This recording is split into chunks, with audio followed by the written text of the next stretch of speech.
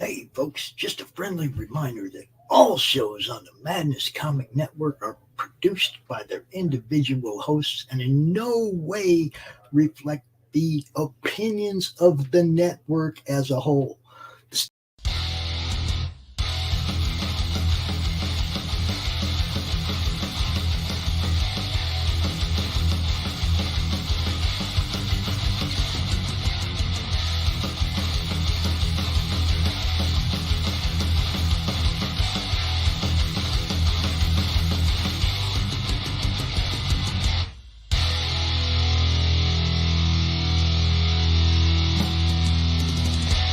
Flip City Magazine is just really pulling out all the stops, man. Your guys' production value of this magazine has gone insane.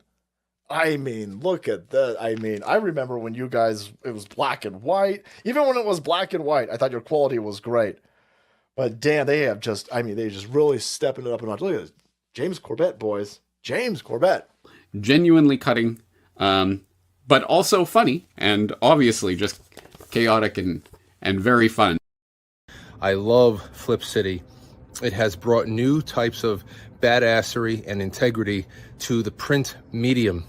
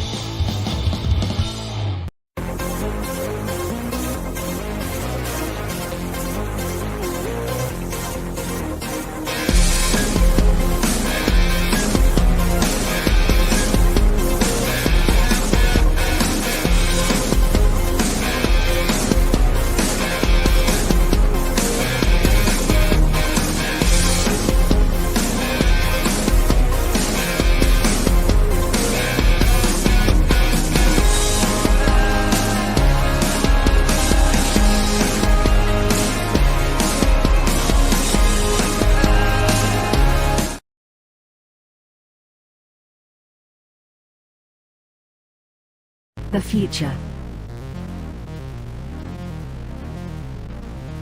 The final frontier.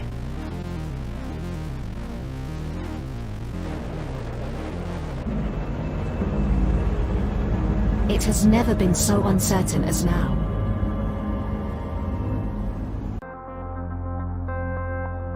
AI, VR, haptic wear, nanotechnology, mass destruction with a remote click.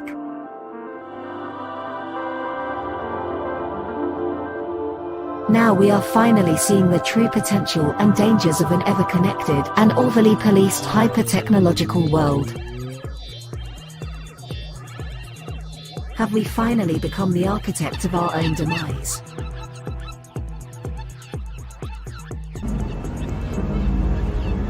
Is there still hope?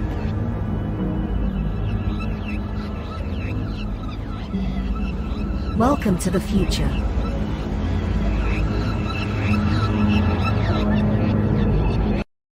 Welcome to Punk Droid.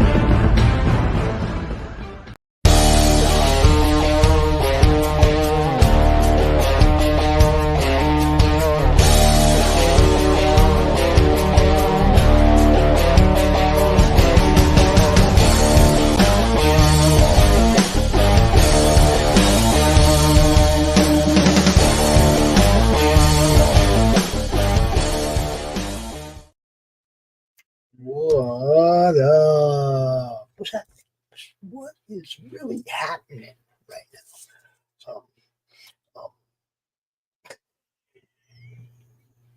Man, I've been busy. But I'm here. I'm tired. Late into the evening. Just doing whatever I can to get people to look at us, And one of the reasons that I try to get people to look at us, because sometimes we have shows like this where cool people come out and show their skills, their drawing talent. And trust me, we get some people come out here that got some real talent. We have a good time, hang out for a couple hours, go on back to our real lives, whatever you want to call it. But welcome to Madness Open Draw Stream. We got some big stuff coming. Like tomorrow, we got a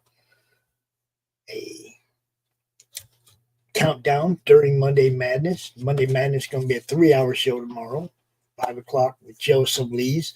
6 o'clock is open if somebody wants to come in and pimp their stuff during the 6 o'clock hour tomorrow on the Monday Madness. You are more than welcome to do so. And then, of course, we have our countdown with Kurt, our boy Kurt Sauer. And we're going to be counting down that Spectrus in Sabanian. I'm going to show you that trailer right now. Check it out.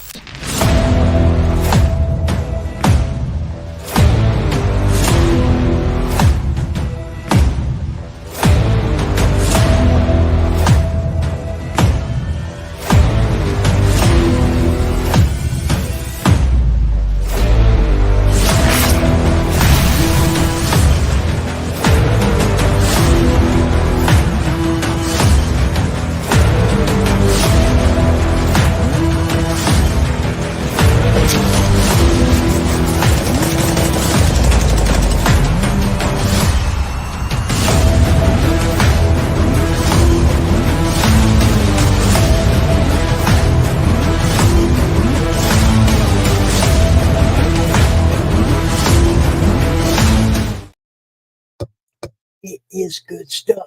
At first store, I like it. Go get book 5. Go get all 5. Go get them right now. Because tomorrow that ends, man. We'll be counting it down right here on the Madness Comic Network. Because that's what we do. Now, with all that out the way, it's time to bring in the first couple of arrivals to the weekly Madness Open Draw Stream. Anybody wants to come on come hang out with these guys. James is a regular, comes out pretty much every week, unless, tornadoes or something. That was last week. How you doing, James? I'm doing good. Hopefully all this weather is gone by now. We got a couple of weeks where we don't have to mess with this crap. Man, I had Little League tournament yesterday, and it pretty much rained all afternoon. Oh, no. I mean, when they showed that national news of Valley View getting that truck stop got hit on by an F3, possibly F4 tornado, that's only about an hour away from me. And that's the one that had the fatalities and everything. So, yeah, we also had an earthquake and a tornado within 100 miles of each other in Mexico. Well, that's Mexico. I'm trying to stay away from that. In Mexico, man, we had an earthquake in California, and we also have an earthquake in the backstage. His name is Christian freaking Zappo. What's up, brother? What's going on? How's that for an introduction? We have an earthquake in the backstage. We call it Christian. Yeah. I put on a few pounds, but it ain't that bad. So yeah, good to see you guys. Welcome to the show. Thank you. As always, we're here to have a good time, watch you guys draw.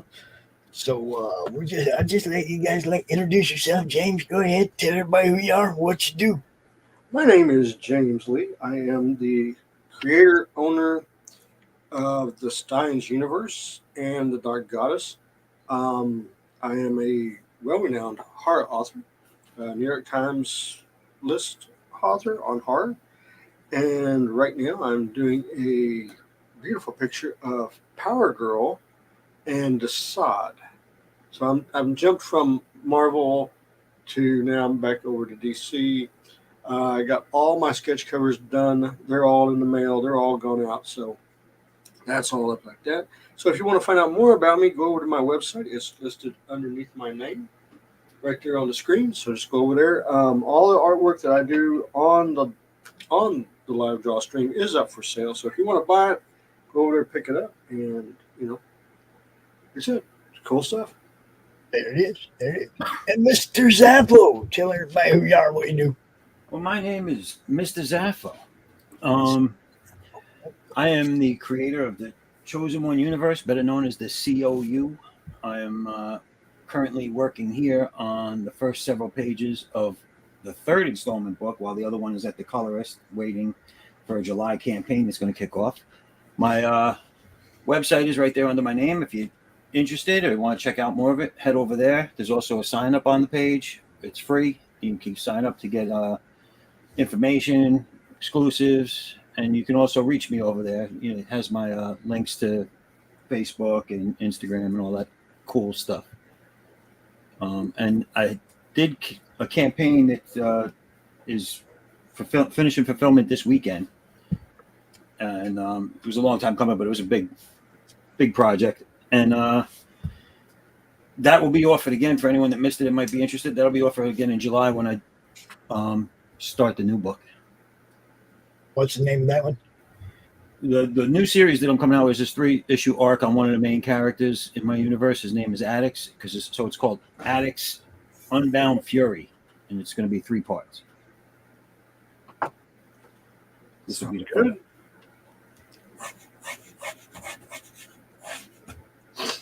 Sounds good. Oh, shit. Sorry. Got caught. Wow. Oops. Oh.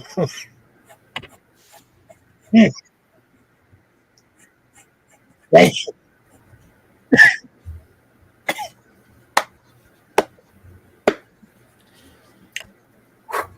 I'm okay. You all right? Dog. Pop. Go ahead, talk amongst yourselves. Yeah. You need a topic? No, we got one. You take care of yourself. Holy shit, Gorilla Glue. What? Ooh. Yeah. What's that? I'm fine, guys. I'm fine. I'm just. Ooh. Wasn't expecting that. That's all. Got some news yesterday. And it just kicked my ass. Yes, it did. What are you drawing, James? Then Power Girl and Desaad. Desaad's in the background. Mm-hmm. I was actually doing some. She like research. sitting on his nose. What? No, it's just basically, she's like, it's like he's actually watching her through like spatial because he's on Apocalypse. Yeah. Yeah, so that's how that works. Woo. Man, that was definitely more than I expected. Picked up something new yesterday to try it out. Yeah, wow. Okay. Be careful with that one.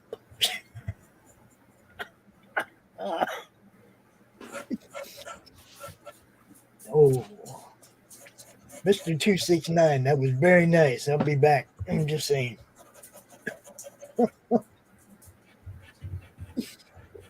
Yeah.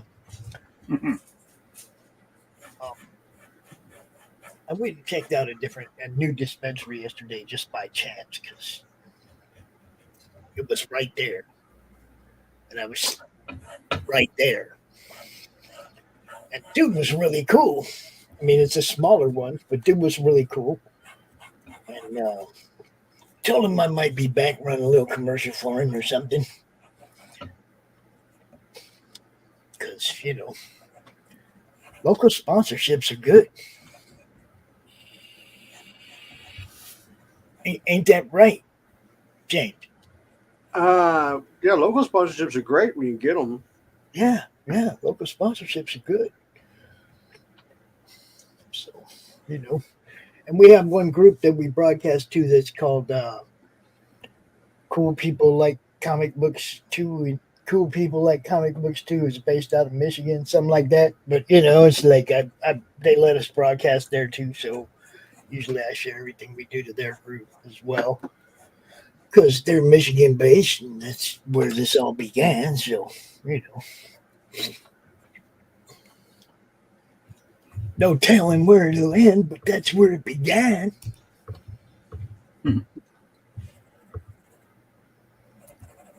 Man, so did you have your stockholders meeting, James?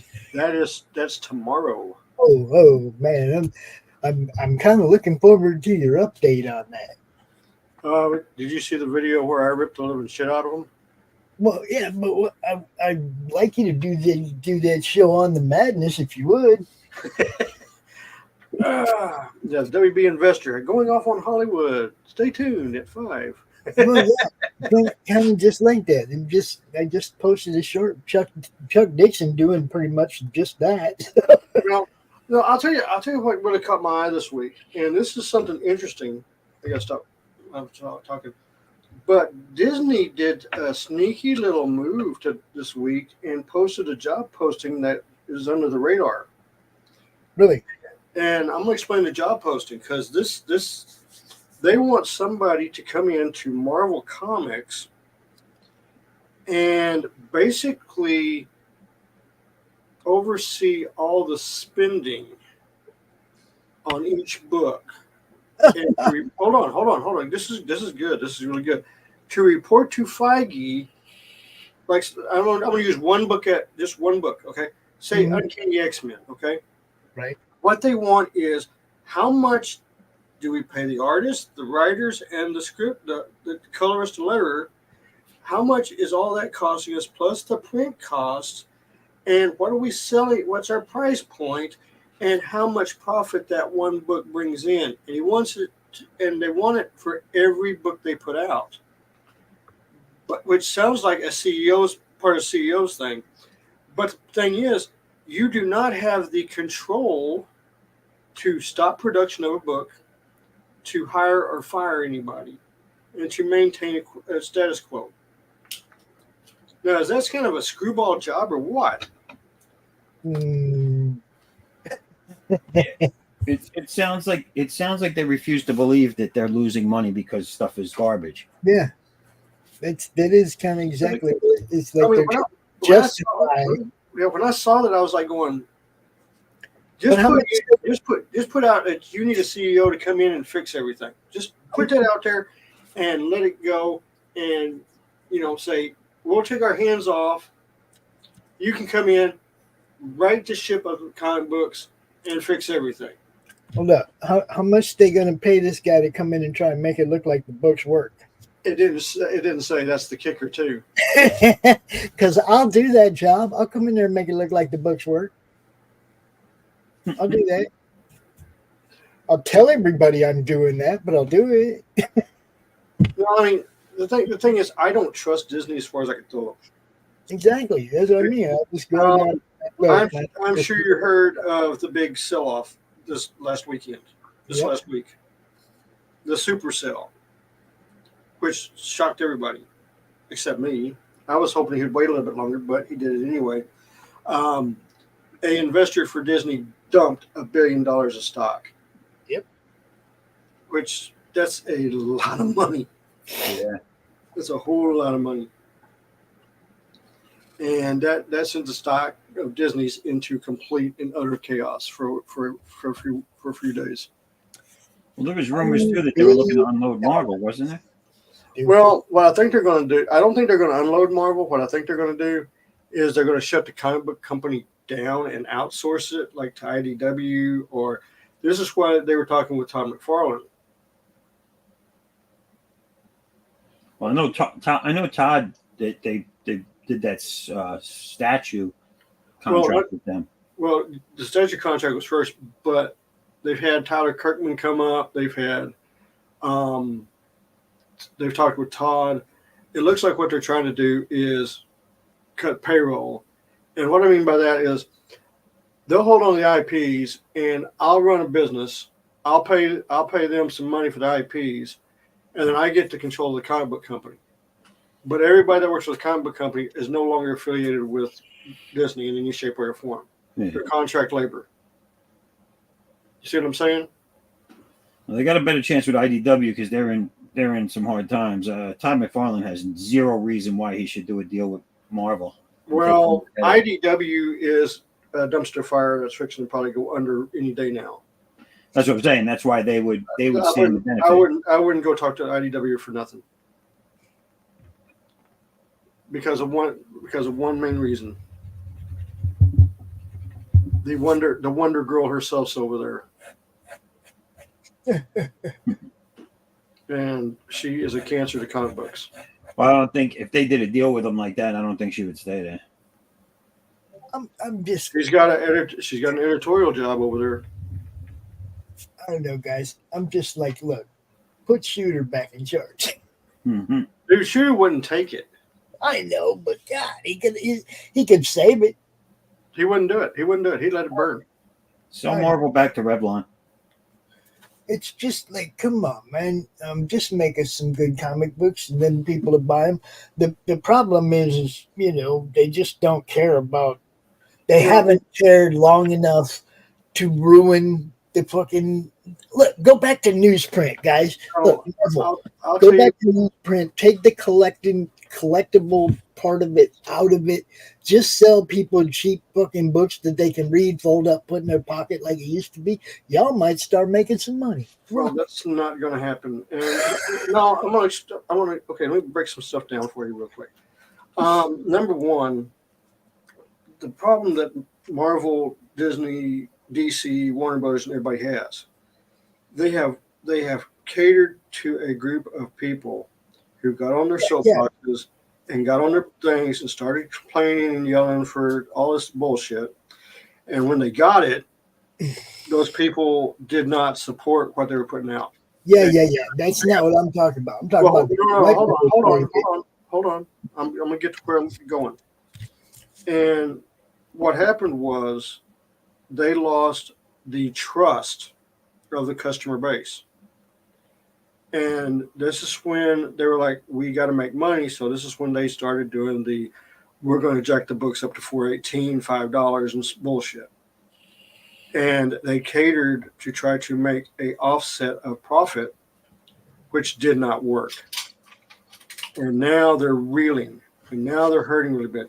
And this is why, and I keep saying this is why people are running to manga. Because manga sells a disposable product. Well, no, but there's a difference with the manga too. The manga is not affected by this group of people who have messed up the other comic books. And not only that, the way they sell the manga, the way it's sold is how it's done. Because I'm going to explain Shogun Jump. Shogun Jump delivers the same manga 3 different ways. They have what's known as a manga book that comes out every week, one book. And in that book, it has 8 pages of everything they put out on a timely manner. And it's very cheap. Then every 3 months, they put out a big book, which is like what we buy here in the United States. Those big, thick 200-page books, they put those out and they sell those because everybody wants those so they can read them at home all together. And not only that, you can go to their website and you pay only $4.95 a month, and you get to read everything that comes out every week when it comes out. So you can sit there and read everything for $4 and something cents. So they have 3 different methods of putting out the same product at the same way, and they're just killing it. Not only that, but their storytelling is so much better, and they put out a better product. That's how come manga is kicking the living crap out of Marvel, DC, and everybody else. I don't know. I look at them the same as Marvel and DC anymore, but my issue isn't with that. I'm talking about Marvel needs to go back to what they need to take the collectible angle out of it. They need to quit doing all the dumb shit, make comic books affordable, and like you said, with good content. Good content, make them affordable again.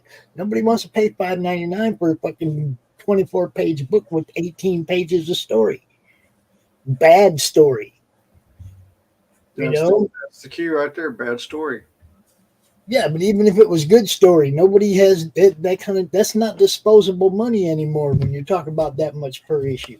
Well, I'll tell you something else that's hurt the comic book business, and I'm not being mean about it, but the crowdfunding, yes, it's helped the artists, but it's taking the store out of the equation. Well, and you're losing the because if you look at crowdfunding comic books, there is no cheap comic book in crowdfunding. There is nothing cheap about crowdfunding comic books. They're all $18 to $25 to $35 a book. not you ain't watching what we talking about around here, man. Because no, I'm saying $5 books around here. I'm saying the majority of the books in crowdfunding are way more expensive.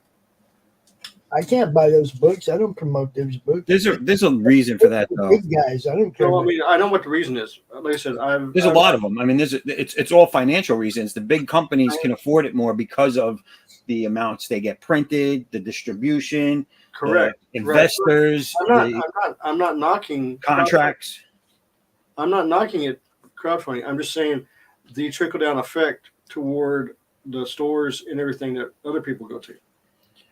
Yeah, but the payoff is there to an extent, because if you're paying $5 nowadays, $4 to $5 is the average in a comic book shop for a Marvel or DC book.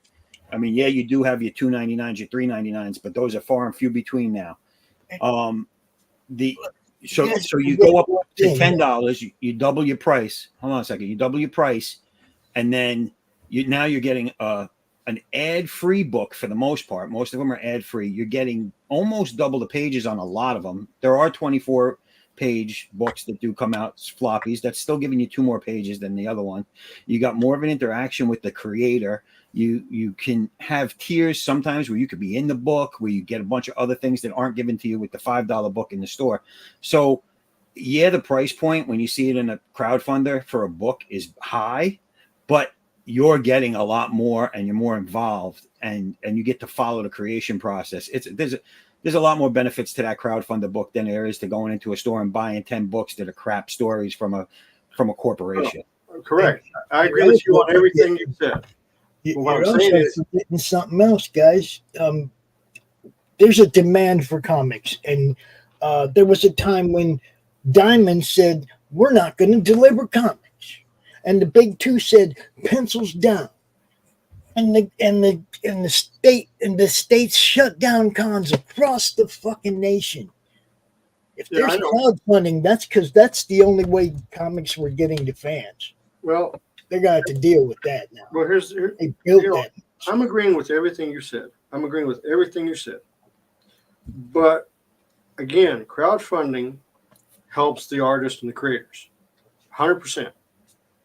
You get more money that way than you ever did working for a business. But the offset is the comic book stores and the retail part of it on the mainstream is going bye-bye. But see, they were going bye-bye because of what Diamond did, not because it doesn't matter what Diamond did. I'm saying right now, as it is said, we can go back and look at all the stuff that happened. And like I said, that shutdown hurt more than anything. Yeah. Okay. And But this is cause and effect for that. That's what I'm saying. but what I'm saying is It's we're not the transitioning away from going to a store. Look, some people put retail tiers on their campaigns, and they try to make the books affordable enough so the stores can make some money. The stores don't want to take a chance on indie creators. Well, here's another thing. So you can't blame the indie creator for making it available and then nobody jumping on it. Okay, hold on for just a second. 90% of the quote unquote vendor campaign tiers, if you look at it, there is no deduction in price. Oh no! I've not. No. Let me finish. I'll show you a bunch of them, dude. That they Okay. Decent retail, a decent. Do you, rate under- for the do you understand what the percentage? And I'm going to say this. Yes, I know, dude. Trust me, I know. How long have I been doing campaigns and helping Okay, people do I'm not this talking shit? about campaigns. I'm talking about wholesale to retail. Okay. So now you're changing it. We were talking No. about campaigns and retail. We're not talking about campaigns, retail but I'm tier. talking about if you're doing a tier for a store. Yeah, Okay. Say I own a comic book store. And yeah. I go on And we to make it so Kickstarter. that you get some money, we get some money, and you can What is- still make some What money. I'm saying is, That's how they do it. What is the discount that you're giving? That's the problem. Because most Hey, comic book If stores, they're smart, they give one that's good enough. But I'm not going to sit here and argue with what people are doing. I'm telling you, I guarantee you, people are doing it. Maybe the stores just don't want to take a chance on Kickstarter campaigns. Because look at what happens to Kickstarter campaigns. no, okay. That's the problem. I know store owners, dude. I know people that put retail tiers on their campaigns that are decent price. I have a store near me that likes dealing with crowdfund. Two stores actually. One's an art supply store that has a comic section, and they all are crowdfunded books only. And then my local comic shop has a section for crowdfunded books, and if it's something they think will sell that has a tier for retail, they pick it up. But the crowdfunding market that came into existence because of the COVID lockdowns and all this other stuff and became big, they're not, in my opinion, they're not hindering the stores as much as the major price increases for nothing extra. Like the books are the same size they were 10 years ago, and you're paying almost 3 times as much. Correct. I agree That's with what's you on hurting. That's what's hurting them, because I talk to the guys that own the stores. They're like, I'm making peanuts on what I'm shelling out as opposed to what I was making 5 years ago. that. Right. I see. That's the thing with where I'm at. So everybody knows the website mycomicbookshop.com. Yeah. Okay. That company is 3 miles from me. Their main office, their main warehouse, everything's 3 miles from me. Now, what a lot of people don't know is they have a storefront. But the thing is, their bread and butter is the website. That's where they're making all their money. Oh, yeah. A lot of them that make their money on the website. There's a lot of them that don't have the time to build a website. The thing about it is, and I'm gonna tell you the actual company that it is. It's Lone Star Comics. That's the company who owns mycomicbookshop.com. It's Lone Star Comics. They've been around since the 70s, and they've evolved into what they're doing now. But the thing about it is the back issues is right now the bread and butter of all the comic book shops. Yeah, That's the bread and butter. if you don't have, I told my own comic store that, they're doing the pops and everything. I was like, if you guys went in the warehouse and dug out a lot more of that stuff that I need to fill my fucking runs and put that up in here, I'd buy a lot more comics in here. But I don't want this new shit. I don't want the new shit. The retailers that love I'd rather being buy in that business, newsprint shit from the 80s. You understand what I'm saying? It's like, Well, you buy what you want. That's the whole thing. this is the whole thing, though. Is like that's when books were affordable, man, and people didn't care about all the stupid shit. It didn't have to be a 9.8. It just had to be a good book. You know what I mean? I got somebody in the background. Hold on. All right. Welcome back, Q. It's a pleasure to see you again, my old friend. Stand up for your rights. Yeah. We're the rebel, yeah. Don't give up the fight. If you can't take a little bloody nose, maybe you ought to go back home and crawl under your bed. And bloody nose indeed. What's up, What y'all? is happening, my friend? What's happening? What's going on in the Netherlands, man? What's going on? Well, a lot of things. Well, not that much, but it's a chill day. Sometimes sunny, sometimes cloudy. But right now it's cloudy again. Well, yeah, you're in the Netherlands. You always get rain. We could rain every once in a while. What is up, Haldir? Tim O'Reilly, quit acting like you got something else to do. Park your ass in front of your camera and come out here and show everybody what you do, man. What you do. Over there calling us slackers and he ain't here. Can you believe that? Come on, guys. What are you doing? He's calling us slackers. Who's But it, Jim? Jim, yeah. Who was it that decided not to show up for the draw challenge? Oh, that's okay. He wants to stay home and play with his clay. Yeah, he's a sculptor now. You didn't know that? Sculptor now.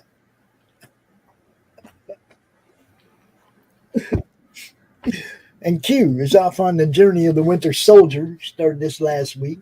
It's looking good. Looking good. Yeah. Thank you. Right now I'm dealing with the background.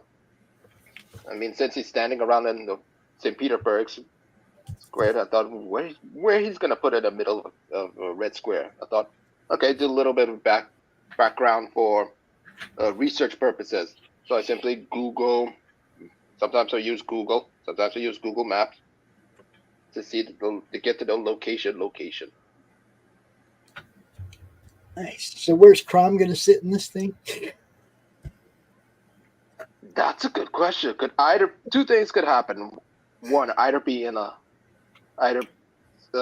middle of the background somewhere here, or could be on one of the stickers or tattoo or whatever. Man, he'd be We'll cool. see. He'd be cool as hell right in the middle of that star. Yeah.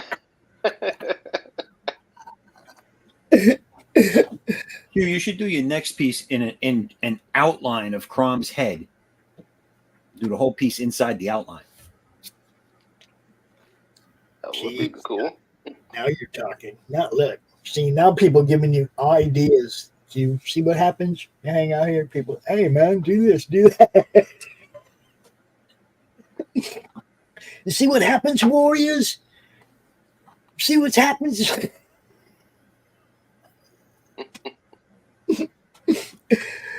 You know, I watched that movie again the other night. I have the director's cut of The Warriors.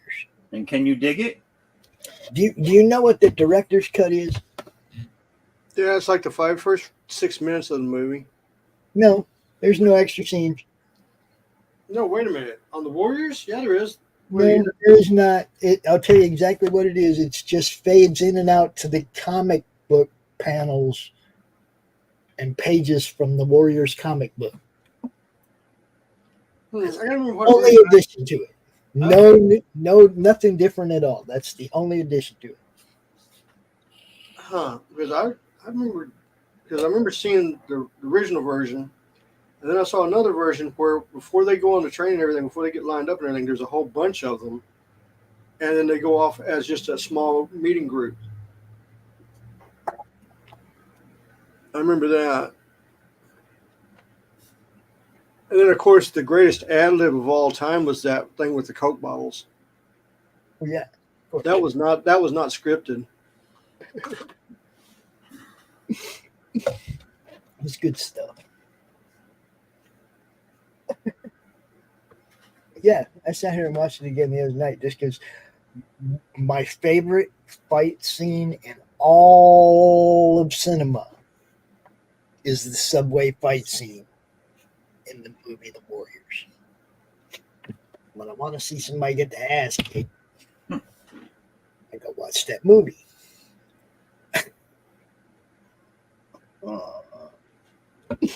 Good. What can I do?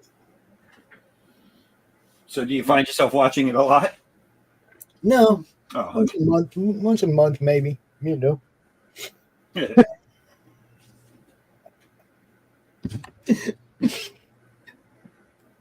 It's watched Godzilla -1. say what? I watched Godzilla -1. Yeah, Yeah, again. again. I saw it in the theater, and when Toho decides to actually do something really good, they can put on a really good movie. And this one's probably the best Godzilla movie I've ever seen. It really gives the original one a run for its money, to the point that you really feel for the human characters. I mean, it's the destruction of World War II that was done on Japan, and you see the aftermath, and then he shows up and just makes it even worse. Was a brilliant idea to do. isn't it supposed to be the sequel to the very first Godzilla? No, this is a standalone. Oh, all right. I thought it was supposed to be a second to that. No, because this one actually starts during World War II, and the original one was 1950s. Because the main character is this young guy who was a kamikaze pilot that basically failed, and he ends up on Odo Island, just like the original movie. You know, they went to Odo Island. They kept that in the movie, and you get to see Godzilla for the first time as the monster and not radiated. And then after the war, and he goes home and everything's destroyed and everything like that, and he's trying to put his life back together. Then the United States starts doing nuclear tests and everything. And then here he comes. And the destruction scenes and the way the people are and everything is just, it's on a whole nother level. I mean, if they put this much effort into writing a good script for the MonsterVerse, the MonsterVerse movies, which are good, would have been a whole lot better. Yeah. But this movie just is incredible. I like them so far. The only thing I didn't like about the new series of monster movies was the very first Godzilla. I didn't like the fact that they created an enemy for him, since he had such a vast library of Well, I'll tell you why that happened. monsters. I'll tell you why that happened. They didn't have the rights to the other monsters. Remember, Toho owns everything. But then they used most of them in the second movie. They got the rights to them back then, because if you notice, the only rights they got was Rodan, Ghidra, and Mothra. Right. That's all they had. They tried to get Anguirus, but that didn't happen. And so what they did, they snuck a skeleton in that looked like Anguirus in the movie. But most of the monsters they had to make up because Toho wouldn't let them have them. And because Toho is very guarded about Godzilla ever since '98, and they were real concerned about what Legendary was going to do. So I mean, so far the Legendary movies haven't been that bad, but they're not. I mean, they're good monster movies, but I think they lack the human aspect of it, like -1 does. -1, you really feel sorry for the actors. I mean, the hell they go through. I mean, it's just phenomenal. Did you see the series? Which one? The one on Apple TV? Yeah. Yeah, I did. And there's some really good parts about it, but there's really some stupid parts about it. Yeah, for the most part, I liked it. I know a lot of people didn't, but I found myself liking it. And I understand why you didn't see a lot of the Godzilla monsters and stuff because of the budget, but the problem I had with it, and I'm going to say it real quick, 1950s atomic blast to kill Godzilla, you are not going to have a Japanese national Asian woman there. They're not going to do it. It never happened. It won't happen. It's not going to happen because of the way the military was back then. And I was like, nope, that's not supposed to happen like that. You know what I'm saying? Right. If you're going to go back in time, you need to stay true to what was going on at that time and not try to, gloss over it. I definitely don't think she would have been at a nuclear testing site. Well, not testing site, but where they were going to use a bomb on a monster. Well, supposedly that was Bikini Atoll. Yeah. I was like, there's no way she's going to be there. No way.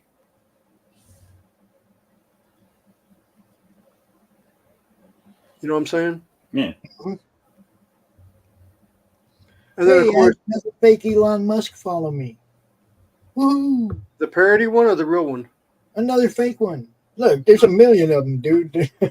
Well, no, I mean, there's only two I follow. I actually follow the real I one. don't follow any of them. I'm saying I got one. I follow the real one, and I follow. There's a one called the Elon Musk parody, which is just hilarious, and it just trolls everybody in the kitchen sink. And I mean, you can tell it's a parody because it actually says Elon Musk parody.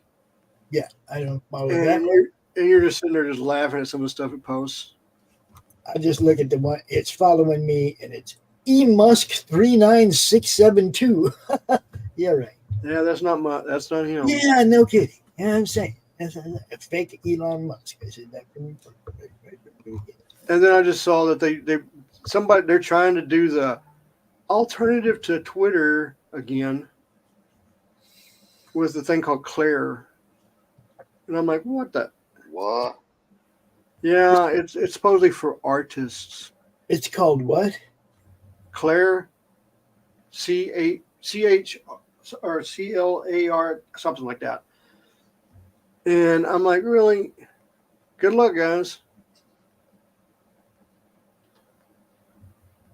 Yeah, I don't get it. That's what I said. I said, good luck. Claire? Or Clear or something. I don't know. It's one of those things. Well, you gotta have a catchy name, yo. That didn't catch mine, so that didn't catch me. So It's like Parler and all that stuff. But Parler was the one that you could see where the government got involved and wanted it shut down, and everybody shut it down because, oh my God, it's a terrorist organization. It's right wing and everything. We got to shut it down, and that's what happened.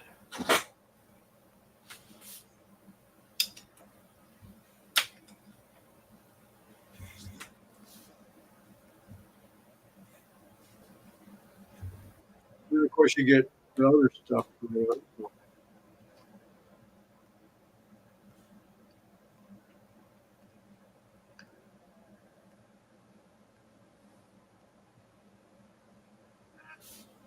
Yep.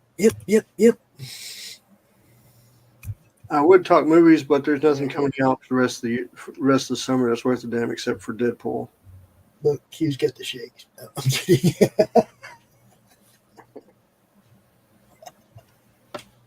Got the shakes.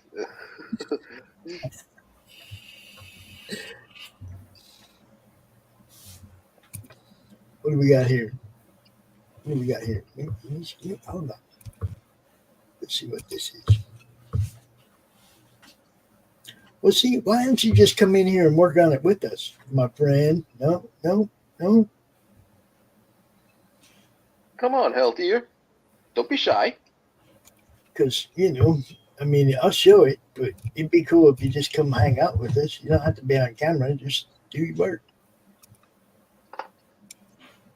You can do it. It's doing that. It's doing that. Look at your screens, my friends. Nice. You should be out here with us, showing the world that talent, man. Now wait a minute, I'm confused. Oh, so he's he's using the one next to it as reference, or he did both of them? I don't know. You'll have to ask him. He just said that's what he's working on. He's working on one. The other is what he's about to draw. I don't know. But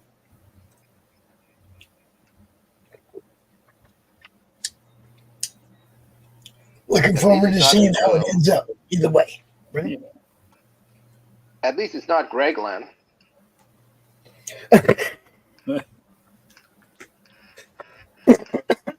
Yeah, it's a reference.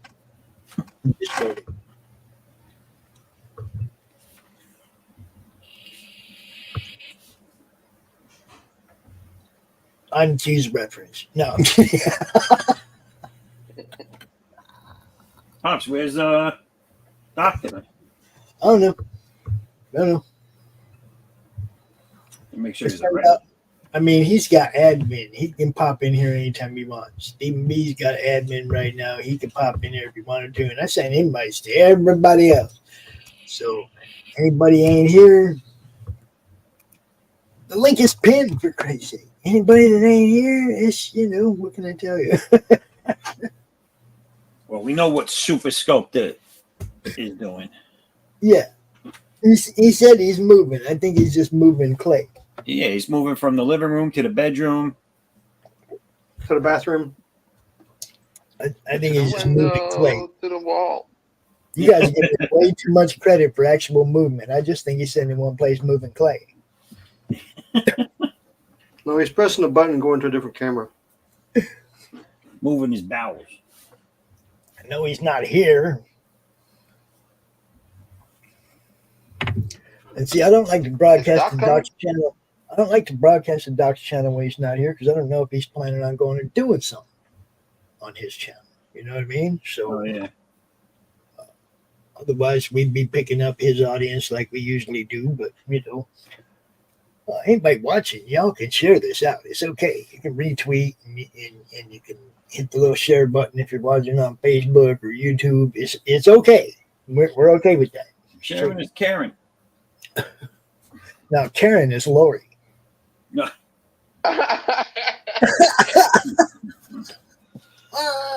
Okay. You don't know what that means, James? Yeah, I got it. That's what I said. Okay. It's one of our people. I know. And man, she played such a great Karen in our RPG game that people have drawn art of it and made shorts of it and even made a mayonnaise in her honor.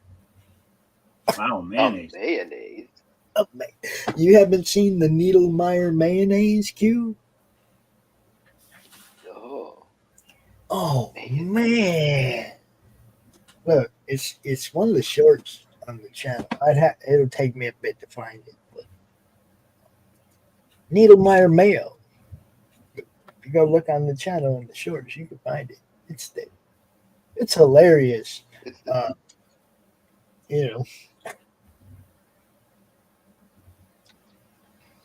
look it up.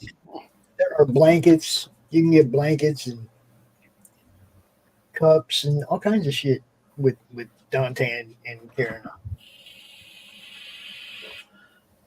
Because people love Dante too.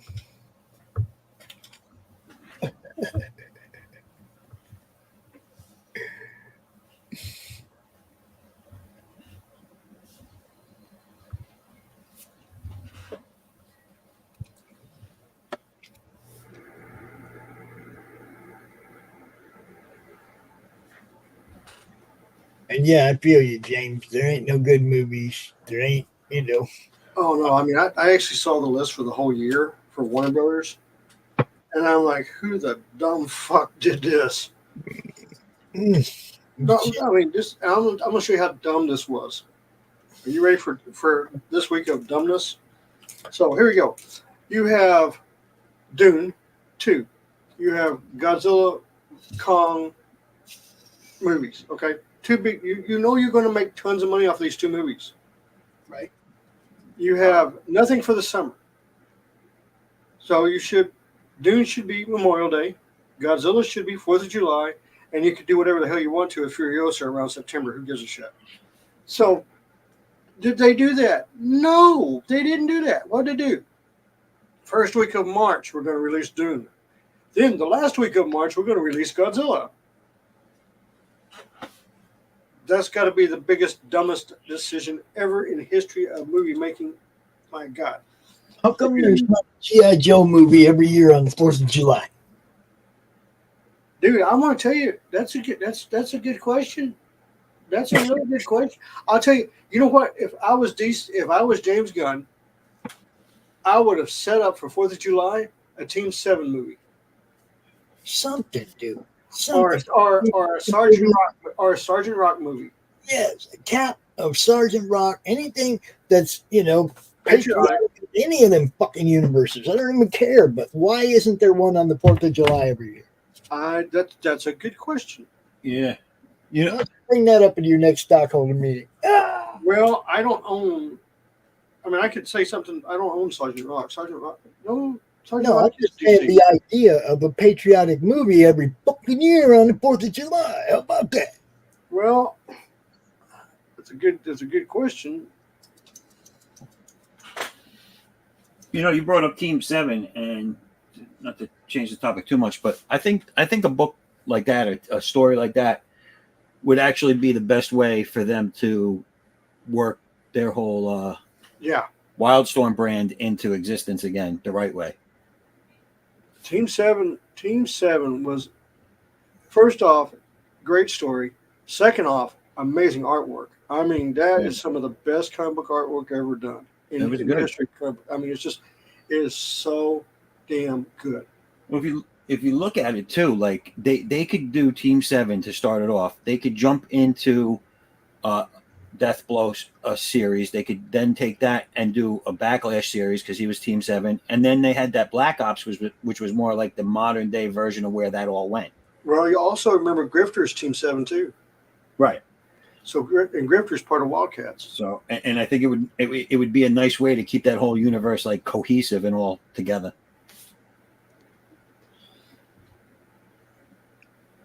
But again, that's just mismanagement. So, DC, if you hear me out there and you want to hire me, they don't care. No, I mean, really, they don't care because you're looking at somebody who's been yelling at DC for months, and they don't even listen to me. None of them care. That's the problem. Well, like I said, those special interests got in there and fucked everything up. I got to tell you, it's like, because I used to like Wildstorm a lot. I thought that was the brand over at Image that had a potential to run with the big guys for a long time. And I was so disappointed when he just decided to sell it off to one of the major two companies, and then like half-heartedly try to keep them going. No, I'll tell you the true story behind Jim Lee and Image Comics. Jim Lee wanted control of X-Men. Originally, this is 92, going to 93. So Marvel didn't see any of those guys, but just as artists.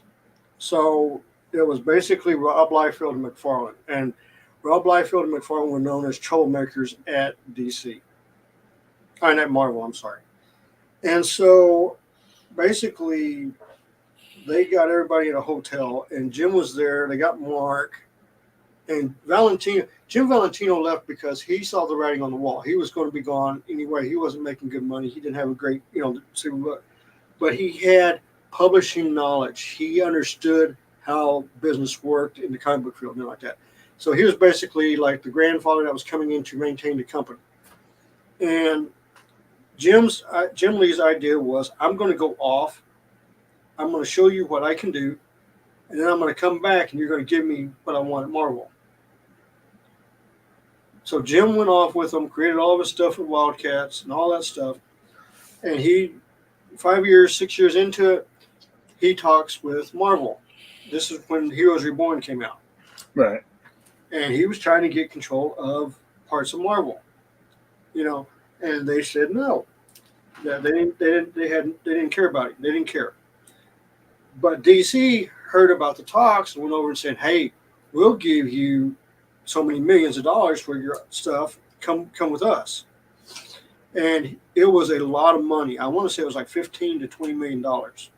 And back in the 90s, that's a lot of money, especially in comic book business. And Jim jumped. Jim had never planned on staying with Image ever. And Jim jumped to DC. And the thing is when DC got a hold of his projects, they shelved everything. But he was in a catch-22. And then as he moved up inside DC Comics to where he is now, if you notice, he's kind of put out a little bit of Wildstorm here and there, and starting to do that. And that's why he got with James Gunn about the Authority. And he got the Authority approved for one of the movies. But Jim's whole purpose was never to be always with Image Comics. He never, ever said he was going to stay independent. He wanted to control one of the big two. No, it didn't need to be him staying with Image so much as just. I guess he just, it's his mindset. I mean, his mindset. Yeah, because I would never think of. I mean, now I would but I wouldn't sell him everything I had. Like if someone came to me and said, "Hey, I'll give you $4 million for this character that you put out that I just happen to like and I think we could do a lot with," I'd be like, "Yeah, okay," because I'm not selling them my whole entire creation, like all my characters and all that stuff. So I get it to a sense, but you have to understand the mindset he's in. He just came out of Marvel, which under contract with Marvel, when he created Omega Red and some other characters, all those characters he created were automatically theirs. Right. So in his mindset, okay, they're just characters. They're just characters. I make money off of them, but I'd rather have more money. And that's what, and if you remember when he first came in, what did they give him? Superman. Right off the bat, he got Superman. And then he got Batman. Yeah. I mean, I guess when they brought their characters over to Image, their whole selling point also was like these are we gave Marvel. We're going to prove that we were doing it the right way. We're going to prove you wrong. Right. That was the whole aspect that we know what we're talking about. That was the whole aspect behind it all. And there was a lot of good that came out of Image. There was a lot of bad that came out of Image, especially in the behind the scenes stuff with publishers and everything. But that's the one thing I'll give Rob Liefeld credit for is the fact that aside from a bad deal that lost him most of the Youngblood characters, he kept his characters. He didn't try and go somewhere to sell them to another company. Yeah. And I think that's the one thing about Jim Lee that I'm disappointed in it. I get why he did it, but it just shows me that there wasn't a love for the stuff he was putting out. No, that was the whole key to it. Yeah. Rob always loved his characters. He guarded his characters. Oh yeah. You know what I'm saying? Jim, on the other hand, he saw his characters as IPs. Right. He saw his characters as money, and I understand that too. I'm a businessman. I understand that. Yeah. And he had the opportunity to make a lot of money and get control of stuff that in the other ways he couldn't have. And so he jumped at it, which is fine, which I understand why he did it. But the problem I have with Jim, and it has nothing to do with his art, okay? I'm going to make that clear. Jim Lee to me, and he gave me some one-on-one drawing lessons, which I hold, very, thankful for. Him and Kerry Gamble both did it. And the only problem I have with Jim right now is his way he's been running DC Comics. Yeah. And I can't tell if he's doing it as revenge because he thinks they screwed his characters over when he came over there, or if he's just doing it because he's playing the political game. And that's the problem I have with Jim. Yeah, I mean, it's going to be hard to ever know. Well, no, I could probably get it out of him if I ever if I go one on one, talk with him one on one during a board meeting or something. I could probably get it out of him right there. I just think he's in a position now with that company where if he cared at all about his characters, he'd be trying to put them into that universe the right way, or just making a separate imprint and like start it all over with, from the, like I said, like come up with a new formula that makes it more cohesive. But it just kind of like peppering them in here and there, and then they come and they go, and then they brings them back like 2 years later in a different role. It's kind of weird. For me, I'd have kept them separate. I would have a separate universe. Okay, so I'm going to tell you how I would be doing DC Comics if I was in control. And the way I do it, very simple, very easy. I'd have 3 branches of DC Comics. And this is exactly what I would do. Branch number 1 is the straight DC Comics. You know what I'm saying? It's the old school. Yeah. We're doing DC Comics. Brand number 2, Wildstorm. Wildstorm's its own universe. That's where it needs to be, is its own universe. Right. And then part 3 is what I call the Black Edition. And here's how the Black Edition would work. You know how Mark Silvestri did his Black Edition books? Yeah. Okay.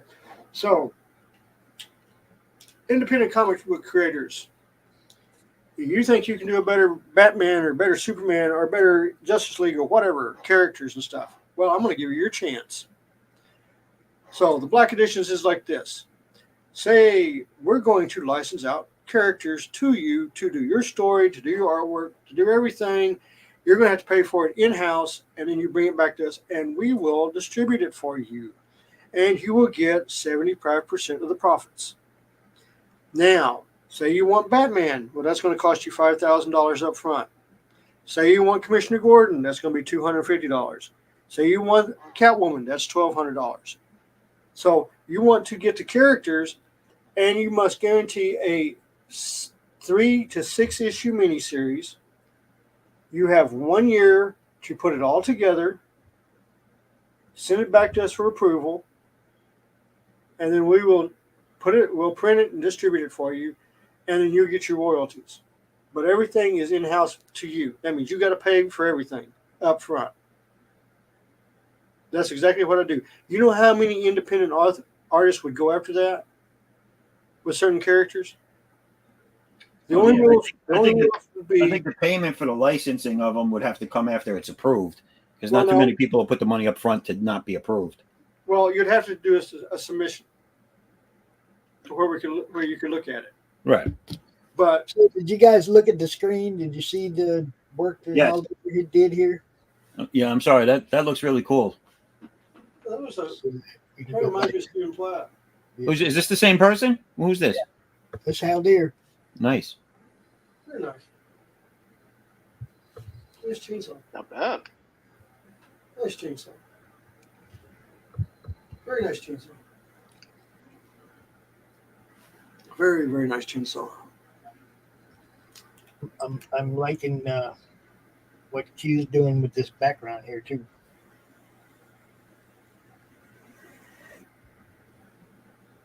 This is what I'm busy with. Right here.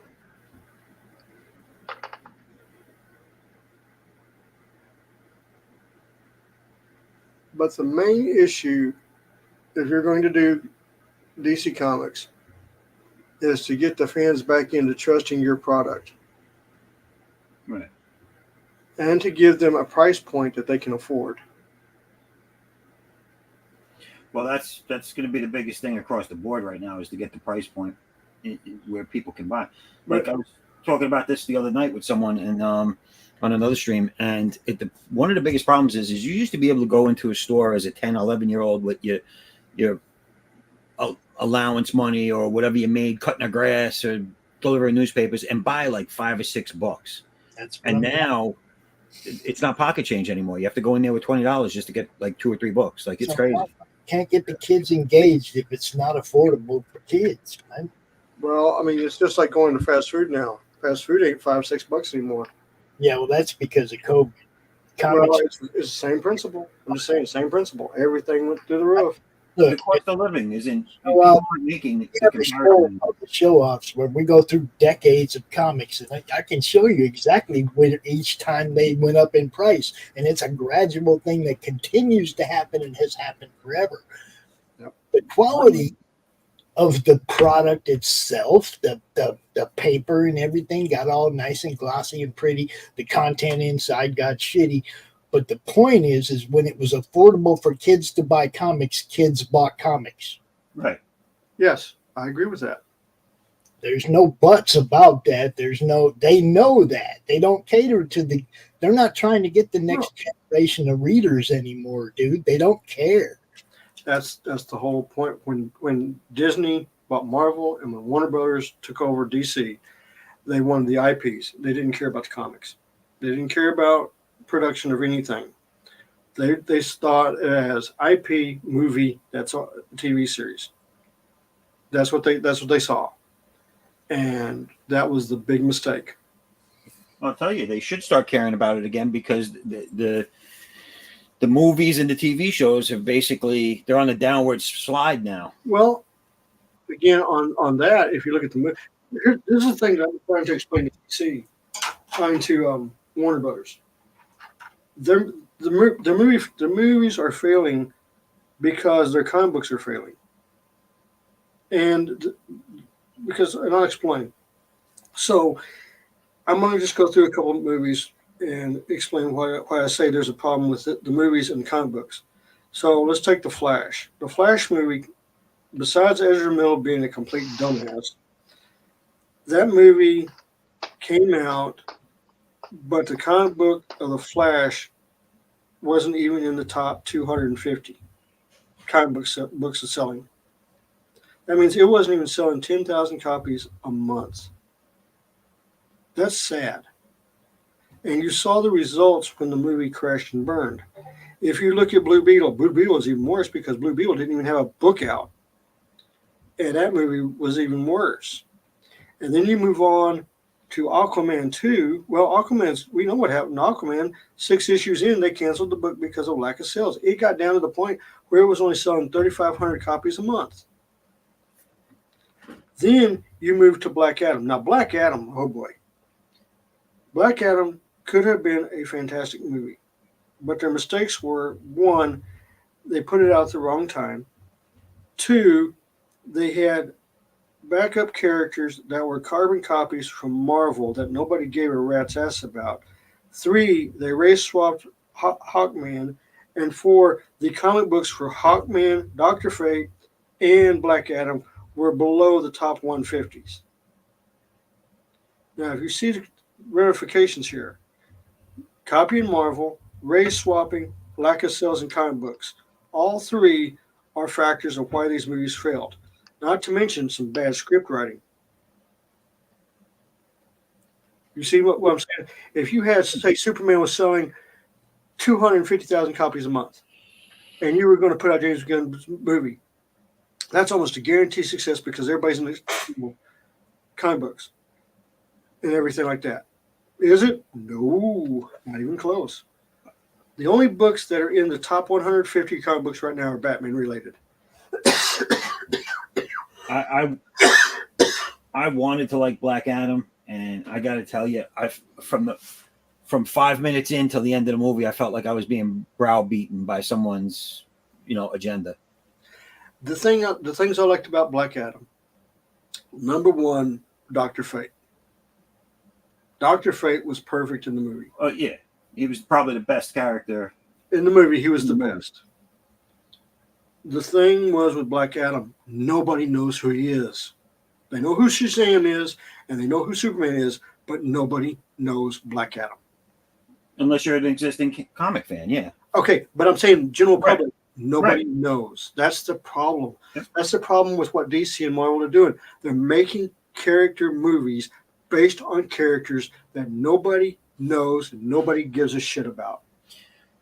Black Adam should have been introduced, in my opinion, in one of the Shazams first. Exactly. And then brought out into his own movie. Correct.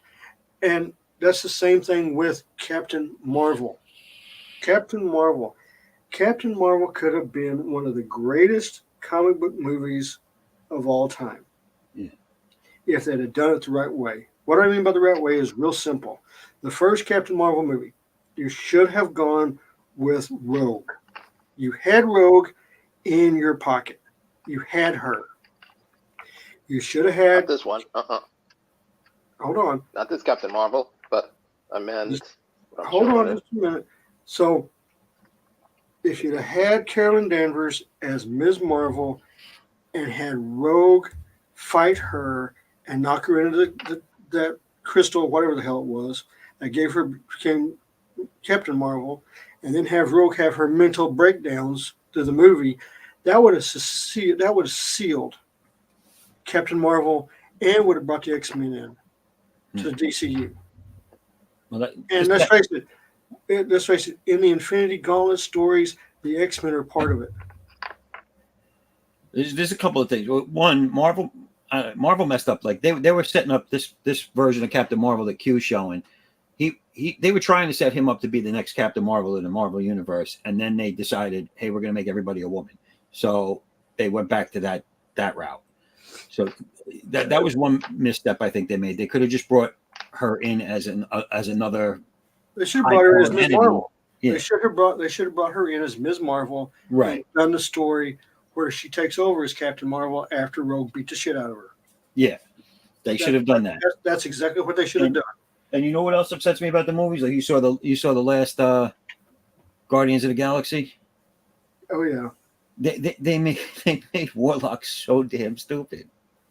Yep. Well, if you read the books about Warlock, he's not really that brilliant, smart when he first comes out in the first place. Yeah, but he's more.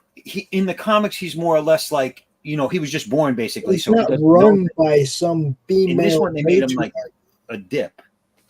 I mean, There's a difference between being It's like he's older, new to the world. I would And not he- have brought. I will be honest with you. I would have not brought out Warlock in the first place. He should have come out during the Infinity War. Yes. No, Be I'll tell you the thing that should have happened in Infinity War. I'll tell you exactly what they should have done. They should have gone and got Thane. Because Thane is the only one, and he's the only one in the comic books that stopped Thanos. Thane is the guy that stopped Thanos. If you read the Infinity stuff, it's That's Thane not that got anything to do with why the Warlock should be there. Warlock should be there because he was a pretty major part of the story. Yeah. Not Yeah, not because so he's much- the one that wins, because he's a major part of the story that they just kind of removed from the fucking whole cinematic universe They removed a lot of stuff. There's a lot of stuff that they removed. until they decided to do this dumb shit. Well, they used him. So they set him up early on before that in one of the Guardians of the Galaxies. They showed you his cryo chamber or whatever it was. Yeah, They they should used the first They one. I should have think. used him in that storyline because they were going to use him anyway. So the fact that they brought him into the universe and then used him like as not even a secondary character, like a third string character that was just like duh, like it was horrible. It was bad. I mean, come on, he was a major part of the the whole Infinity War, all that. He was a major part of that, and yeah, whatever. His battles with Drax, come on, they've done this Guardians of the Galaxy thing. It's like when they first came out with them, they should have had some kind of history between him and Drax. Because what was Drax's whole purpose?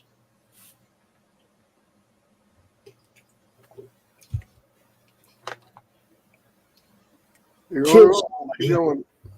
His whole purpose was to kill somebody, right? Thanos wasn't Drax that his whole purpose? Yeah. For killing his family. Yeah. Okay, it was his whole purpose, right? So Warlock had a big part of that whole storyline. Come on. They just left him out. And then when they brought him in, it's like he's his sister's little bitch. It's like, what the hell, man? Yeah. I mean, come on, I got a whole bunch of Warlock comic books. He's one of my top 5. Okay. And just like every other one in my top 5, Elektra, Thor, Silver Surfer, they've ruined them on the big screen. Yeah, he was one of the Well, guys. I will say this. I will say this. The Silver Surfer in the Fantastic movie, I thought they did a good job with. For what they used him for, I thought they did a good job with. He looked great. Yeah, it looked good, but I just Like wasn't. when he went through the board, his own board to look backwards. Oh no, I thought that was just freaking awesome. Yeah, I mean they did an excellent job, especially if you look at the time frame that was done. But Those the first 2 Fantastic Four movies that they'd made, not the one that came out in the 90s that nobody saw or was never released, but Right. the 2 that they made, they weren't that bad. No. I was disappointed with how they did Galactus, but Yeah. they weren't that bad. Well, yeah, they showed you a cloud that looked like his shape. And never get Doom right. I'll tell you the number one character that Marvel movies have screwed up so much that they can't get right if they tried. Phoenix. Yeah. Who? Phoenix. Phoenix. They screwed her up every time they've used her. Twice. That's what I'm saying. They need to pull their butts out of their brains and The only time you really saw the Phoenix as the Phoenix was in the reflection over the water at the end of, I forget what was that, X-Men 2? X-Men 2, yeah. X-Men 2, and then you saw her with Sophie Turner when she came out against Apocalypse. Hmm. You saw her there. Now, I will say this about the Age of Apocalypse movie. Except for Apocalypse himself, the movie wasn't that bad. They actually, and I thought the girl that played Psylocke was dead on. I was disappointed with Archangel, but all in all, it wasn't that bad of a movie. Well, yeah, you had Olivia Munn playing Psylocke, so. Yeah, and then she destroyed her own career after what she said. Oh, I don't even know about that. What'd she say? She went off about how the costume. She didn't like the costume. She thought she was more of eye candy than being an actual character. The typical bullshit. Hey, listen, don't go out for the part. If you know what the part is, don't go out for it if you don't like it. Dude, everybody knows what Psylocke's part is, especially when they did that mock interview in Wizard magazine back in the 90s. Do you remember that? They're talking What about is it? Okay, so supposedly they did this fake interview with the X-Men in Wizard magazine. It's a tongue-in-cheek funny thing. And they're interviewing Cyclops, and he's talking about doing combat and all this stuff and how hard it is like this. And Psylocke walked past him and he goes, "Yeah, keep talking. You don't go into combat with dental floss up your ass." That's actually in the interview. And I was like, that right there, if you understand Psylocke, that's her character. Right. You know what I'm saying? She's tongue-in-cheek, and she knows she's sexy, and she knows how to use it. Right. And if you're going to take the role, study the role. You know what I'm saying? Yeah, that's what's aggravating. A lot of people take these roles or take these parts and then they complain about them. And it's like, well, no one had a gun to your head to do it.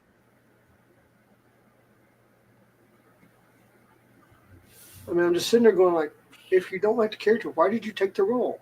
Yeah. Makes absolutely no sense to me.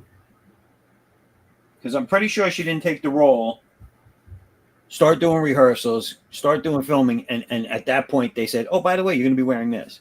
Well, here's the deal. She was on what was that? X4 channel or whatever it was, the Geeks channel. G4. Thank you, G4. She was one of the main hosts.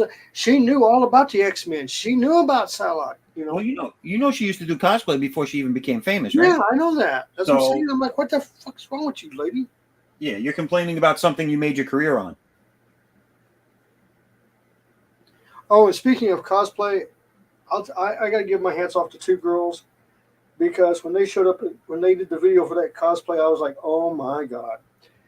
But 2 girls did the cosplay for Kill la Kill. with the really skimpy outfits. And I almost fell over because it looked just like it was in the anime. If you haven't seen it, that anime is 100%, 1000% fan service.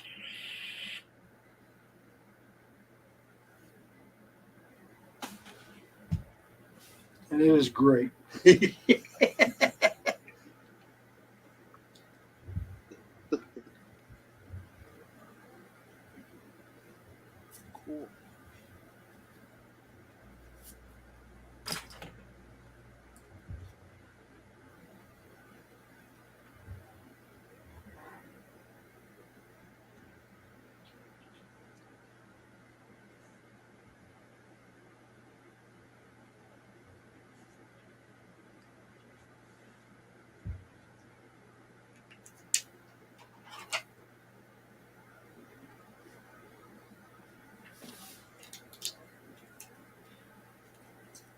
These guys are killing it, people.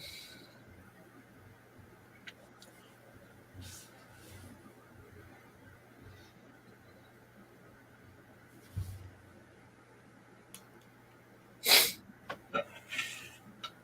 got a wrench? You got a wrench? The Madness Network. Drop your links. Just do that. Just do that. Just do it. Do it. Drop the links. Drop the links to everything that's going on. What? I know tonight we got Silverline is closing out their book. Silverline Team Up on my comic. It ends tonight. I'm going to drop the link to that over here. Go check it out.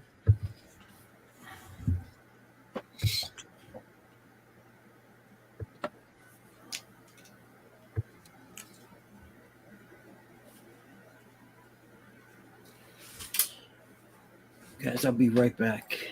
Nature calls. Put it on hold.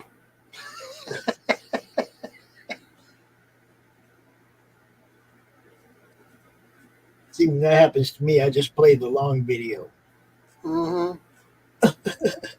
That's how Rush got famous. And just play this trailer right here. It's 3 minutes long. I'll be right back. No, you heard about with Rush, didn't you? When they put out the I think it was Tom Sawyer, because it was so long that when the disc jockey needed to go to the bathroom and stuff, they'd play that song, and it just got more and more airplay. Yeah, I was a DJ at Z-Rock. I never heard that story, but the 90s were a wonderful time in rock and roll. Well, no, that was the 80s. Yeah, I know. I'm saying, I worked at Z-Rock. It was a wonderful time in rock and roll. Look, man, I've been a Rush fan since 1974. I'll tell you, I thought the 80s were fantastic.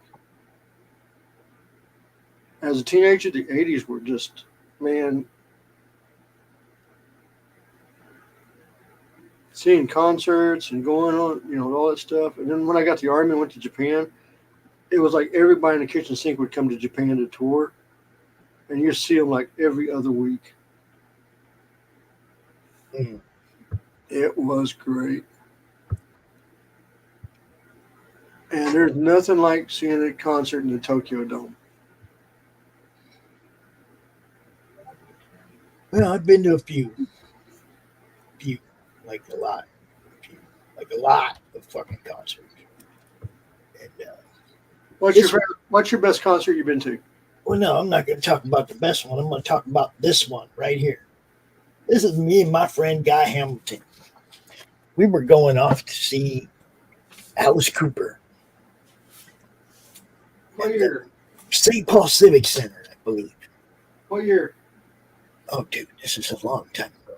Come on. Well, yeah, I figured it's in the 70s. Yeah, so long time ago. Yeah, when I was a little bitty. This show is actually this actual show is part of music history. Alice Cooper's show, somebody by the stage blew off a bunch of tear gas canisters. Oh, God. during the show. Why'd you do that? So we're way up in the nosebleeds, right? Oh yeah. We're way up in the nosebleeds. So Alice like says, "Fuck you," and leaves the stage, right? Checks out. Okay, everybody by the stage is running. Well, we're way up there. We don't know what the fuck's going on, right? What's going on? What the fuck is going on? Everybody's just running. Well, by the time that tear gas had permeated up to where we're at,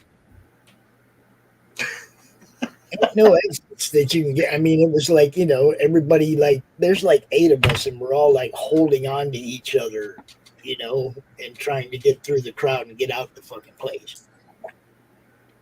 It was bad. We're a bunch of kids, it was bad. But look how pretty I was. Yeah. I remember the first concert I ever went to was Iron Maiden and Twisted Sister. And my brothers had to take me because I was only 15 years old. I was sneaking out to go on concerts when I was 12, dude. Yeah, but the thing was, I had to go all the way. I had to go 90 miles just to get to the city to see the concerts. I was out in the middle of nowhere. I couldn't drive. And luckily, my brothers, well, my middle brother mainly, he was in this. We were both in the same type of music. So if he was going to a concert, I'm going with him. So of course, we all went together, and yeah, I was watching concerts 86, 87. Then I got in the Army. And I ended up in the Tokyo Dome. First concert I ever saw in the Tokyo Dome was Kingdom Come, Britney Fox, Rat, and Bon Jovi. And that concert was fucking awesome. I couldn't tell you a best concert because I've been to so many goddamn good ones. Oh, I mean, like I said, I've been to a lot of them, but I just remember the first ones I went to. And the first time I've seen bands and stuff, I remember going to a club called The Basement and seeing Pantera, and then came back that Sunday to do their video shoot for Cowboys from Hell. Yeah, and then to find out they lived 3 blocks away from me. I seen everybody back in the day. Everybody. Nugent, Aerosmith, Rush, I've seen Rush 24 times at least. Kiss, and just everybody who was touring. Pat Travis, anybody who had a band that was touring, I saw. If they were any good at all. The only band that I regret not seeing is Tesla. Tesla's good. Tesla's very good. I know they're really good. They're one like up there in bands that I mean it's a serious regret. I'll tell you the band I said I would never go see again, and that was Guns N' Roses.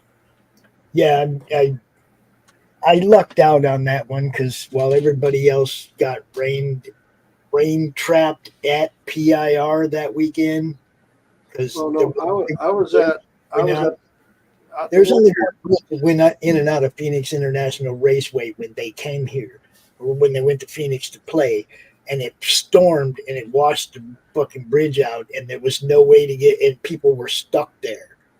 Well, the one I was at was the one that Axl blew, where James Hetfield got hurt by the pyro, and fucking dipshit a-hole Axl Rose.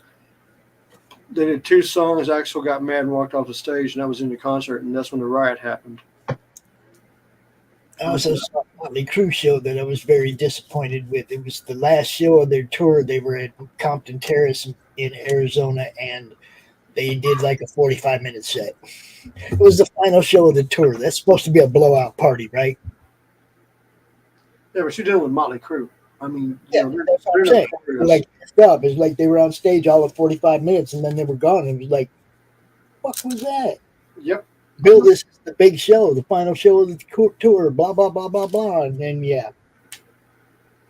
Yep, I understand on that one. Now, one great show I went to, I mean, I'm not a fan of the person himself or his politics, but Roger Waters' Radio Chaos was one of the best stage shows I ever saw. It was awesome. There was like 26 different people that were in music that came up and played different songs during the show. What's the dude's name? Jim Lamb from KLOS was on stage in a little DJ booth, DJing in between the songs, just like the album has the DJ in between the songs. It was a great show. That's all I can say. It was a great fucking show. I'll tell you the weirdest. I went to a concert that I did not want to go to because of a girl, and I got to tell you, I went and saw Bryan Adams. No, hold on. And the guy can actually freaking rock. And he would do all of his songs that everybody knows, and then he'd come out for his encore, and he was playing shit like by Kiss and by just everybody you can think of, and he was just fucking going to town. And I'm sitting here going like, holy shit, this guy's actually really good. He came to Phoenix with Journey. He opened for Journey. Yeah. It was Aldo Nova and Bryan Adams and Journey. That was the show. Two nights in a row, right? Because they sold out the first one right away. So they booked a second night. They did it again. Phoenix has a tendency to boo opening acts off the stage. They're just a shitty crowd, right? Now, Bryan Adams, as good as he is Stephen Perry. And these people just sat through Aldo Nova. You see what I'm saying? Bryan didn't get the greatest reception when he finally came out on stage. Right. It didn't last long because those girls came there to see Stephen Perry. They did not. I understand. Like I said, when I saw him, it was his. He was the headliner. So it's like I felt bad for anybody that had Rush open up for them. Anybody. I'll tell you, out on stage and just fucking tear it up, and then you had to follow it. I'll tell you a concert I went to that I was surprised with, and that was Aerosmith and Skid Row. Skid Row was good. Skid Row was really good. Look, Sebastian can fucking sing. I don't care what anybody says. Yeah. Especially, I mean, this was on the Youth Gone Wild tour, so this was their crowning opening moment. Yeah. They really know what they were doing. I was definitely a fan of Sebastian and Skid Row, definitely. I mean, there was a lot of good bands back then. The thing I always got was, you'd have the concert line was like Poison and somebody was coming this week, and in 2.5 weeks you'd have Whitesnake coming, and then in 2.5 weeks you have Motley Crue coming. It was like every 2 to 3 weeks another band was coming in, and you just like every Friday or Saturday you were down at the big arena watching the concerts. Yeah, I did go to a lot of them, man. Last one I went to was R40. The last concert I went to was Nightwish. Oh, I saw Rush, the 40th anniversary tour, R40 tour, which was just amazing. They were just as good then as they were the first time I saw them. They fucking jammed. Yeah. But I saw Nightwish, and then before that, I got to see Baby Metal. And I'll say this about Baby Metal. One, the girls can sing, and two, the guys are really good musicians. Although it's almost all in Japanese, which that's fine with me, Japanese. Another band, if you've never seen and you get the opportunity to, Black Label Society is badass. Go see Zach jam when he's jamming with the boys. But if you can ever catch Zach on an acoustic tour, I swear to God, don't miss it, because the dude can do everything. He's amazing. Oh yeah, everything. I've seen him play. You know that song by Elton John, "Candle in the Wind"? Oh yeah. Mm-hmm. Zach, I seen Zach play this shit on the piano and sing this song live. And Elton John, for all the badass that he is, wishes he could make that song sound that good. I'm just saying, Zach just killed it, blew it away. Had the whole crowd just sitting there going, "What the fuck?" Dude, you'd be surprised at what the guys can, especially metal guys, can actually play. Dude, he can play piano and fucking, I mean, everything. Zach's pretty fucking, I know. pretty talented motherfucker. Yeah. I got to see him a couple times when he came with Ozzy. So I got to see him with Pride and Glory before Black Label Society. I got to see him with Ozzy. I got to see him with fucking Black Label Society a couple times, and I got to catch that acoustic tour I'm talking about, where it was just him and JD, his bass player. Yep. And they just sat on stage, a couple of stools, but they just did all kinds of different shit, piano and violin and fucking everything. It was badass. And JD plays a fretless bass. Did you know that? Nothing wrong with that. The bass player from fucking Black Label Society jams a fretless bass. That's hard to fucking do, man. Well, the thing about it is, the original basses that you had before the electric bass, they were all fretless. Yeah, that's a lost talent. That's what I'm saying, man. It's like, I don't know that many bass players can do it and do it well. You know. Damn. Anyway, that's your music education For today. For today, you know. We're about that time where we usually wrap this thing up. We have an episode of John's Long Box. We're doing 2 random episodes that today. One at 4 o'clock because there's no show offs. My boy Dave's on vacation. So hope you're having a good time, Dave. Usually goes and tries to find a comic shop wherever he's on vacation at, you know, in exotic places and sends us video and stuff. The last one was super cool, so I'm hoping he finds another good one this time. But yeah, real quick, I know you're about to wrap everything up. Did I ever show you guys the book that I got in after it came back from print? Which one? No, you did not. The one I kickstarted? Here, let me show them to you real quick. All right.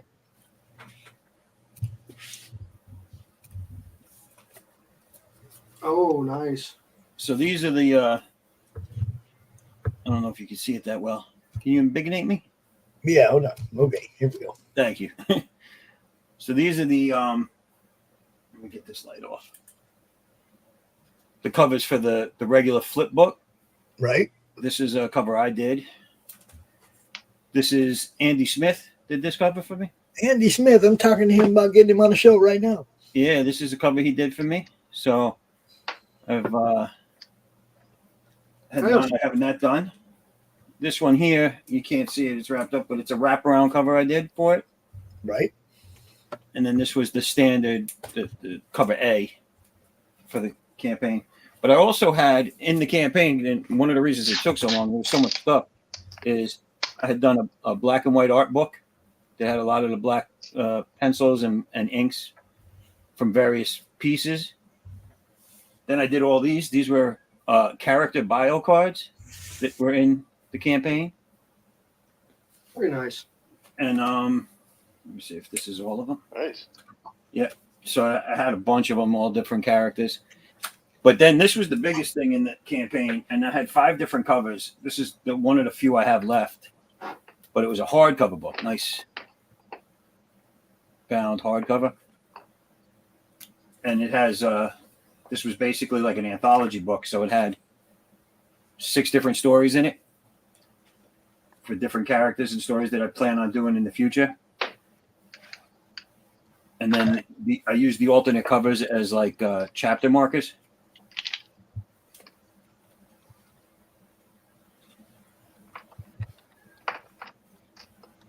And this was another cover by Bart Sears. Did this one. Sears, hey. So I was lucky enough to get the 2 of these guys to do covers for me for my first time out the gate. That's awesome.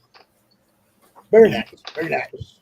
Thank you. And I have a couple of names coming up on the next campaign too, so stay tuned for that.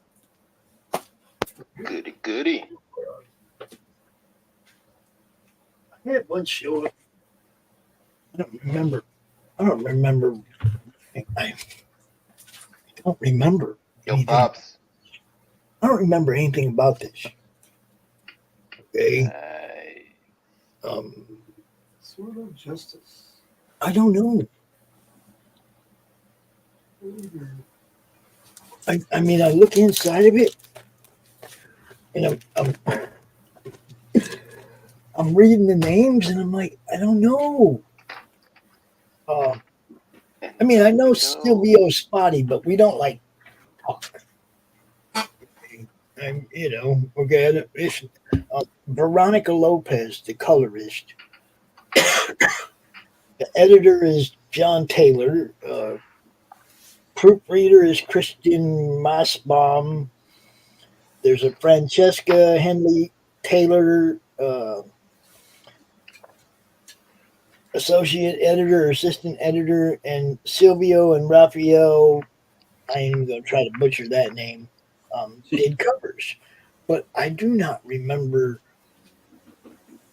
any of them people being on any of our shows or anything. I don't know where this book. I mean, when did that come out? Well, I mean, I just got it. It had to have been really? recent Kickstarter, but I'm just like, I don't recognize any of these people's names other than Silvio. And like I said, I didn't. It's not like we did a countdown or had him on a show or anything. I don't remember this book at all. Maybe it was an impulse buy. This is what I try to tell people when I come out here and we're talking about like countdowns and stuff. Right? Sometimes it's the impulse thing, right? But I mean, I don't. It might have been a gift, just somebody trying to fucking get me to promote their stuff or whatever. I don't know. I just don't. That's possible, yeah. I don't know. I mean, I look at my thing. I don't see it on there. I mean, but now you got three. I had to go look at 3 different crowdfunding pages and see. But I mean, I don't see that.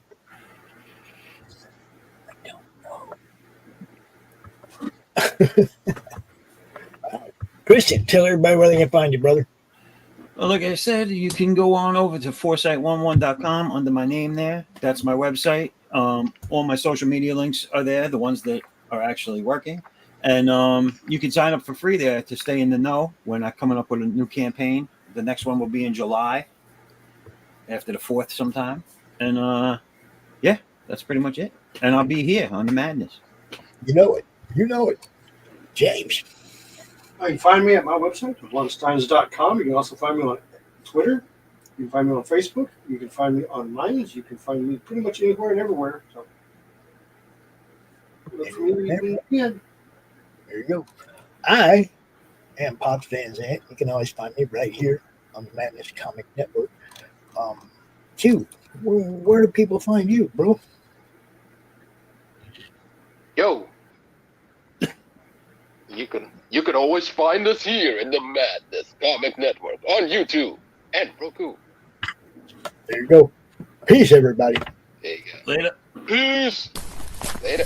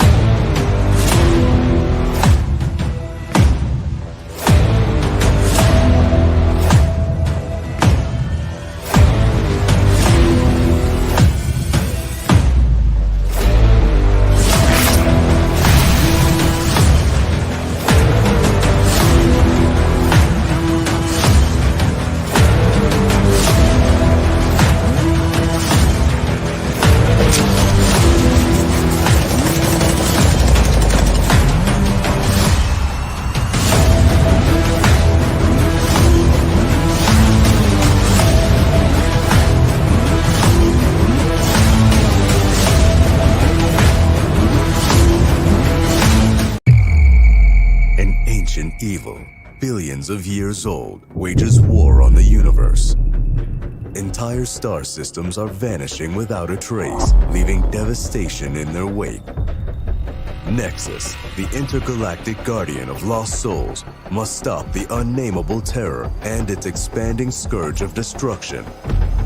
The totality of everything in existence will collapse upon itself if he fails. With the fate of the cosmos in the balance, Nexus must confront his most dangerous adversary yet. Can he save creation from total and certain destruction, or will darkness reign supreme? Find out in Nexus Scourge, the all-new epic sci-fi adventure from Eisner-winning co-creator Mike Baron, exploding with Kelsey Shannon's dynamic artwork. Available now at baroncomics.com.